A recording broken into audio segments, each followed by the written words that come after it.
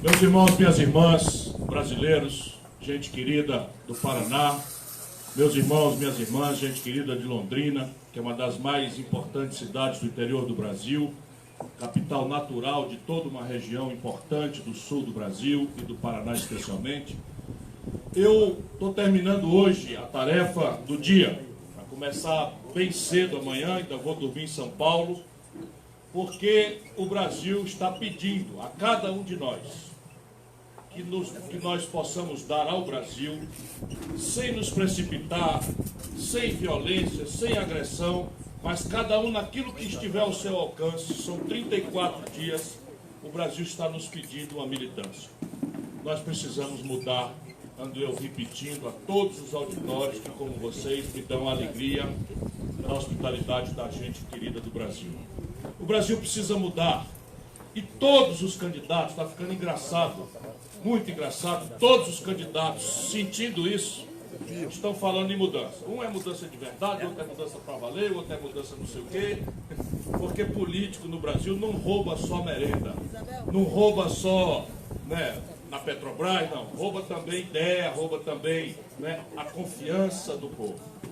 Mas eu, portanto, preciso ajudar a militância nossa para entender que tal mudança nós precisamos pedir ao povo brasileiro. E eu costumo abrir mão um pouco das emoções que em mim são muito fortes, de amor ao Brasil, de paixão, de indignação com essas mazelas todas, para apostar na inteligência do nosso povo. O Brasil precisa mudar porque hoje de manhã 13 milhões e 700 mil pessoas amanheceram desempregadas. O Brasil precisa mudar porque hoje 32 milhões e 200 mil brasileiros correram da repressão nas ruas e praças das cidades, obrigados a viver de bico. O Brasil precisa mudar porque 63 milhões de pessoas estão com o nome sujo no SPC, humilhados, mas além de humilhados, estão estrangulando o principal motor da atividade econômica, que é o consumo das famílias. Se as famílias não consomem, o comércio não vende. Se o comércio não vende, a fábrica não produz. Se a fábrica não produz, não recolhe imposto e ninguém dá emprego para ninguém. Esses números socioeconômicos, eles vão desaguar naturalmente. Não adianta o egoísmo de certas elites brutas que o Brasil tem. Nunca vi, não sei o que está acontecendo. A nossa nação sempre foi uma nação esquisita em matéria de preconceito, de elitismo, de exploração. Foi a nação que mais retardatoriamente aboliu a escravidão no mundo ocidental. Mas eu nunca vi o império do egoísmo, o império da arrogância, da prepotência e do elitismo insensível, como eu estou testemunhando hoje. O Brasil viu assassinarem nos últimos 12 meses meus compatriotas paranaenses 63.880 pessoas. Isso não pode ser um número que entra por um ouvido e sai pelo outro. Isso é tudo gente de carne e osso. Filhos nossos, mães, pais nossos, irmãos nossos. E nós não damos conta de investigar nem 10 de cada 100 dessa tragédia, desse genocídio. Porque o Estado brasileiro faliu. A autoridade, o império da lei no Brasil são uma conversa do passado. E em cima dessa constatação já aparecem propostas grosseiras, simplórias, que no passado levaram, por exemplo, à convulsão à humanidade, a partir do Hitler, que propunha, em situações dessa natureza, soluções rápidas, a frase feita, discriminando pessoas pela cor da pele, discriminando pessoas pela orientação sexual, discriminando pessoas porque nasceram mulheres, para poder criar categorias inferiores. 60 mil mulheres no Brasil, meu companheiro, minha companheira, foram estupradas no nosso país nos últimos 12 meses. Isso é uma selva, porque é muito provável que seja 3 tanto disso, porque as mulheres se constrangem, se envergonham, porque não tem delegacia de mulher que compreenda, não acreditam que a polícia vai dar conta de examinar esse problema. É muito constrangedor uma mulher confessar. Mas o que é oficialmente registrado, 60 mil mães, irmãs, mulheres nossas, foram estupradas no Brasil. É a selva. Alguém pode ter um repetido, achar que eu sou um esquerdista, uma pessoa que só se preocupa com o lado mais pobre da sociedade, nessa velha luta do nós contra eles, eu estou noutra. Eu tenho outro treinamento, eu tenho outra visão do Brasil. Eu sonho em unir essa grande nação, unindo concretamente os interesses de quem produz com os interesses de quem trabalha. Eu sei qual é a agenda prática. E eu estou chamando a atenção daquele setor mais conservador que não trocou o coração por uma pedra, para ele entender também, e ela entender também, no mundo empresarial, que o Brasil precisa mudar. Eu vou dar números oficiais a vocês que eles não querem que a sociedade domine. O Brasil fechou 220 mil pontos de comércio nos últimos 3 anos, do desmantelo do governo Dilma para cá. 220 mil lojas foram fechadas.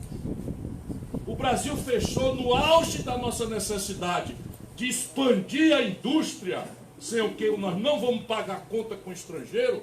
O Brasil fechou 13 mil indústrias do desmantelo do governo da Dilma para cá. Ora, isso daqui a gente não pode achar que é culpa de Chico, Manel ou Rosa. Se fosse assim era mais fácil. Claro que Chico, Manel ou Rosa ajuda ou atrapalha. Mas isso aqui é um problema muito mais grave do que trocar Chico, Manel ou Rosa.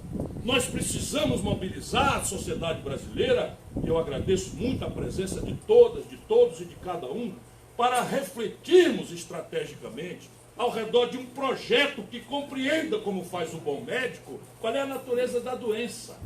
Se nós não entendemos que há uma doença grave no tecido econômico, social, cultural, humano no Brasil, nós não vamos ter o bom remédio, nós não vamos ter a boa cirurgia. E eu acho que é caso de cirurgia, e é cirurgia delicada, o de que se trata nesse momento. E é isso que eu ando conversando com o Brasil. Porque, repare bem, este país, sob o ponto de vista físico, eu ando repetindo, porque se não tem força a minha ideia, pelo menos a repetição vai ser como na mulher do piolho, na cantiga do grilo, que a gente acaba obrigado pela repetição a entender e a decorar. O Brasil, sob o ponto de vista dos recursos físicos, é medalha de ouro, de prata ou de bronze. No mundo inteiro há uma cobiça sobre as forças que o Brasil tem.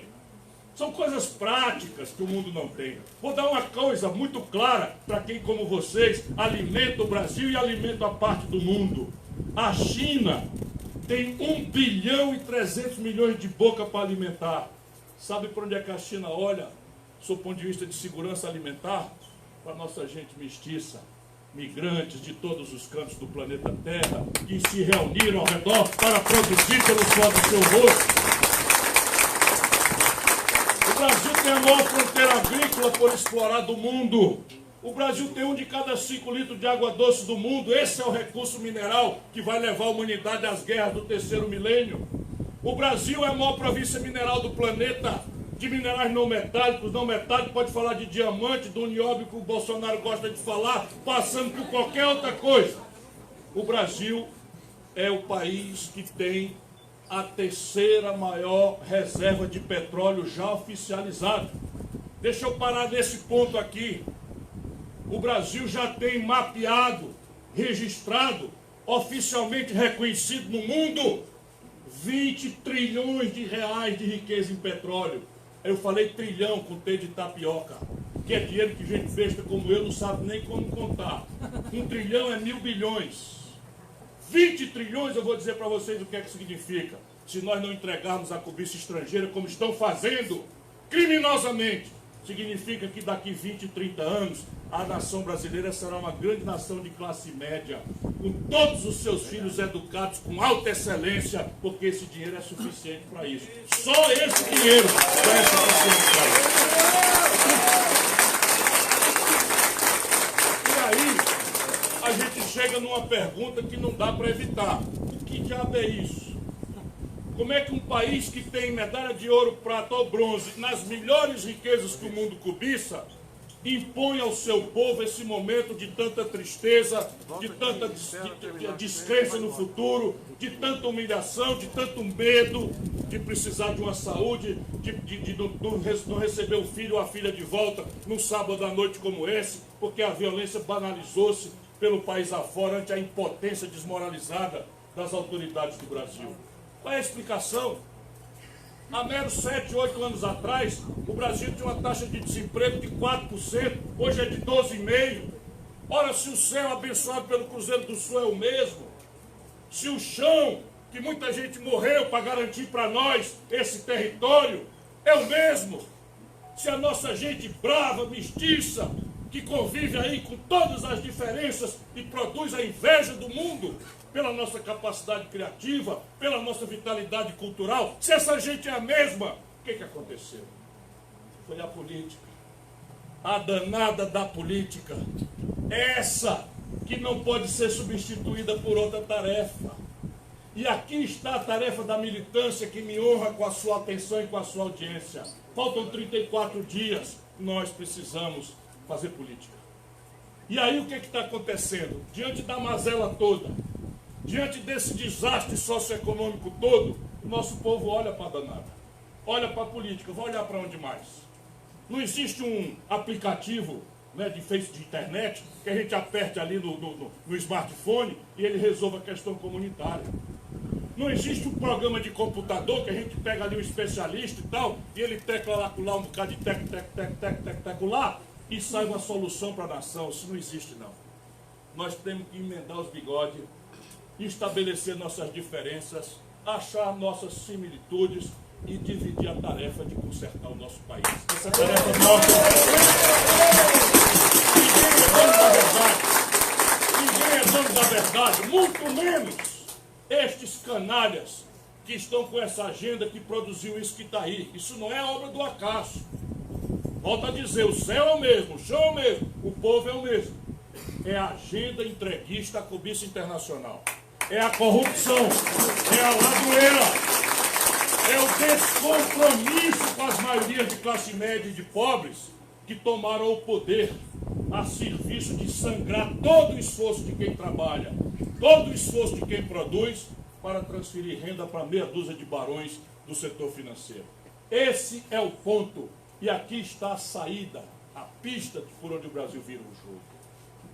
Porque, por exemplo, se diz que o Brasil está quebrado. Isso é mentira. Eu dou para vocês 3 movimentos rápidos, sem querer descansar, que viram o jogo do desequilíbrio e ainda sobra um bocado de dinheiro para a gente prometer creche em tempo integral para todas as crianças de 0 a 3 anos do Brasil. Só repetindo as melhores práticas internacionais. Não quero inventar nada. Só repetindo as melhores práticas internacionais. Por exemplo, o mundo inteiro cobra imposto sobre lucros e dividendos empresariais grandes. Só o Brasil e a pequena Estônia não cobram. Eu vou cobrar. E lá se vem 70 bilhões de reais. Não é assim que a tradição da eleição. O camarada chegar precisando de voto, anunciar que vai cobrar imposto, mas eu vou. Porque o Brasil tem 1% de rico. Olha, deixa eu dizer a vocês, o nosso país passou da conta. A nossa elite passou de qualquer limite.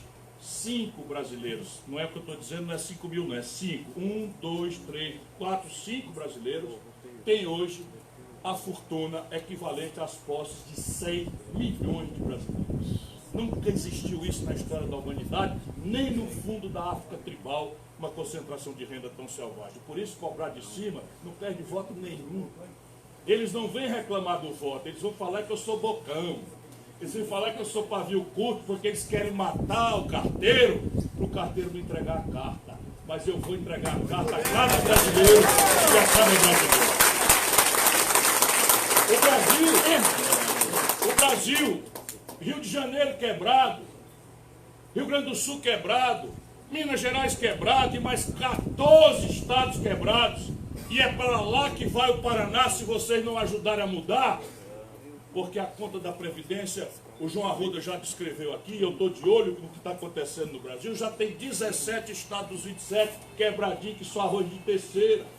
Pois bem, com essa situação toda, a gente cobra imposto das grandes heranças acima de 2 milhões, 4%.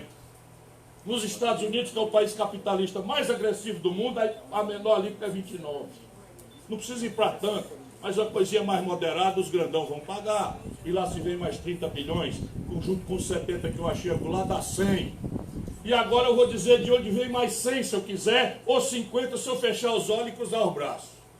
O Brasil dispensou esse ano 354 bilhões de reais de grandes multinacionais. Olha o que eu estou dizendo. Toda a classe média morre com imposto de renda retido na fonte. Funcionário público morre ali, se ele ganhar R$ 2.049, ele já morre com 15%, não tem nem como chiar. Pois bem, assim pagando o povo, nós dispensamos o Brasil, a elite brasileira, que apropriou o poder político, dispensa por ano 354 bilhões de multinacionais para pintar o dinheiro de verde, virar dólar e remeter lucros e dividendos sem pagar um ponto de imposto para o estrangeiro. Se eu passar a lupa com isso muito folgadamente, eu acho mais 70. Mas se eu estiver zangado no dia, nós vamos para 100. Nós vamos para 100. E aqui não se trata de zanga. Aqui não se trata de zanga. Aqui é só uma maneira de dizer que se a gente precisar apertar um pouquinho mais, pode deixar o povo da classe média, o povo trabalhador, que são 90% da população, sem mexer nada. E isso é o que está na minha mão como pensamento. E isso é o que está na mão de vocês como caminho da mudança. Vamos mudar. Obrigado por sua atenção. Mas andorinha só não faz verão, se aprender de neném lá no Ceará. Eu preciso ter uma turma comigo. E aí, essa turma aqui no Paraná, para meu grande orgulho e honra, é liderado por um dos políticos. A gente, às vezes, quando tem a joia muito perto, a gente não dá o devido valor. Às vezes é preciso vir um irmão de fora para dizer do tesouro que vocês deram, não ao Paraná, que já sabe, mas ao Brasil. Do jeito que está desmantelado, que a política virou, especialmente o Congresso, pela sua maioria, que apodreceu, Roberto Requião é uma luz, é um diamante, é um tesouro. Isso não quer dizer que o camarada não tem suas manhas, mas afinal de contas, é de manha que nós estamos precisando ou de decência? De competência, de compromisso com a nação. E o Requião está nessa luta e por isso paga caro, como todos nós que entramos nesse tipo de luta. Não se pode dizer que é ladrão, vai dizer que é bocão, que fala demais, que ataca os outros. Parabéns, Requião! Se tivesse meia dúzia de Requião, nós não estávamos nisso.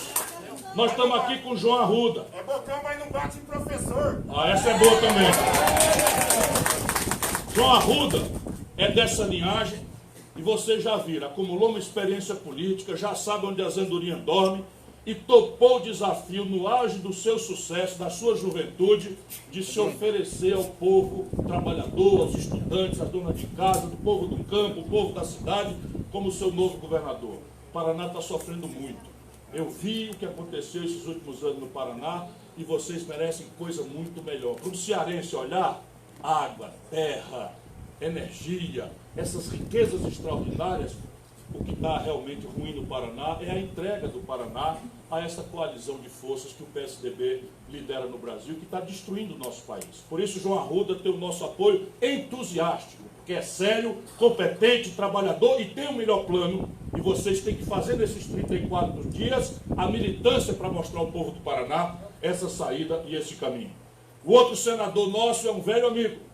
Veja meu privilégio, velho amigo, trabalhamos juntos, ele como técnico extraordinário e eu como membro do Conselho de Administração da grande e poderosa Itaipu. Ali eu pude admirar um homem de bem, um homem decente, que tem espírito público e está na luta do povo brasileiro desde sempre. O Requião, vocês sabem, é um 151, o Nelto é um 23, que é a nossa luta.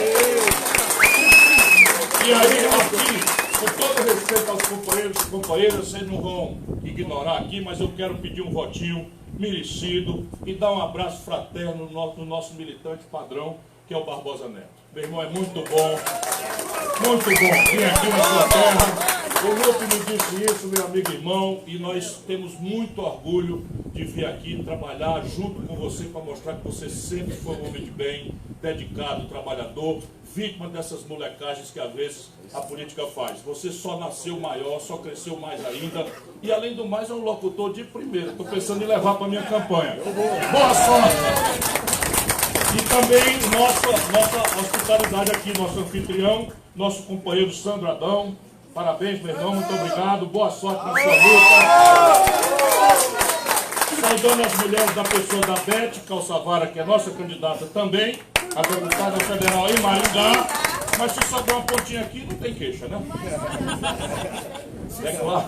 Se sobrar um votinho... E quero cumprimentar também a Isabel, que veio com a sua cadeira aqui hoje, prazer mesmo de cumprimentá-la. No mais, irmão e irmã querido, muito obrigado pelo carinho que vocês me dão. A luta não é fácil, mas a vitória está se desenhando com muita força do Brasil. Muito obrigado a todos. Muito obrigado por apoio.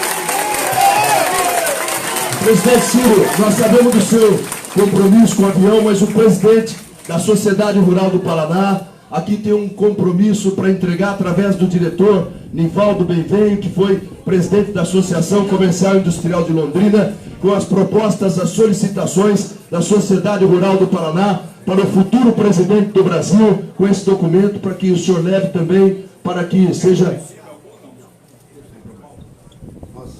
Boa noite a todos, boa noite, presidente Marcelo Ciro, boa noite, governador Requião, e a todos que compõem a mesa. Uma pauta que nós, do campo, estamos trazendo. A Requião já conhece bem aqui a luta da Sociedade Rural do Paraná, uma entidade que trabalha, inclusive sócio, isso mesmo. Então, que olhem com carinho essa pauta, que é uma pauta que praticamente permeia o Brasil inteiro. E nós sabemos que, assim como os chineses,